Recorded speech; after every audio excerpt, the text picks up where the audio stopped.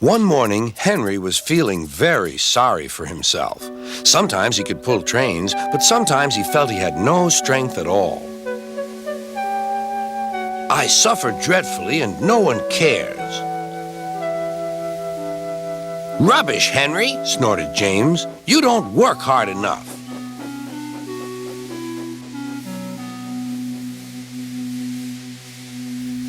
Sir Topham Hatt spoke to him too.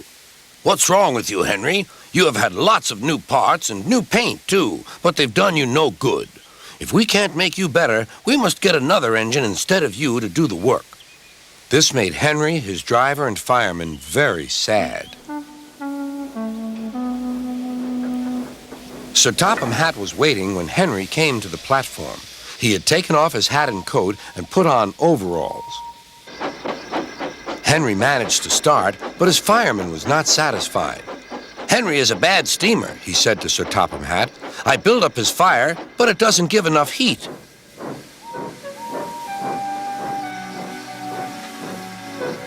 Henry tried very hard, but it was no good. He didn't have enough steam and came to a stop outside Edward's station.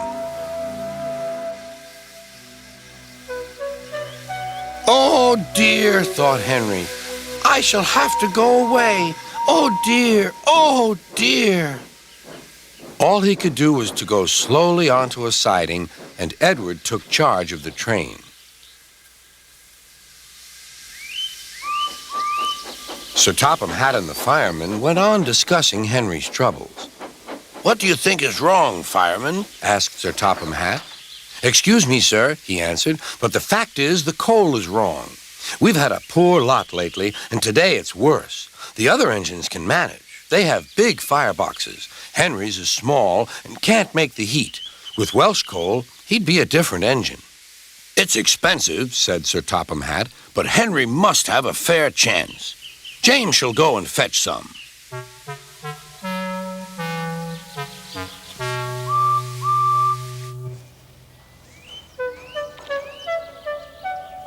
When the Welsh coal came, Henry's driver and fireman were excited. Now we'll show them, Henry, old fellow. They carefully made his fire, putting large lumps of coal like a wall round the outside. Then the glowing middle part was covered with smaller lumps. You're spoiling my fire, complained Henry. Wait and see, said the fireman. We'll have a roaring fire just when we want it. The fireman was right. When Henry reached the platform, the water was boiling nicely, and he had to let off steam. How are you, Henry? Beep, beep, beep. I feel fine. Have you a good fire, driver? Never better, sir, and plenty of steam. No record breaking, warned Sir Topham Hatt. Don't push him too hard. Henry won't need pushing, sir. I'll have to hold him back.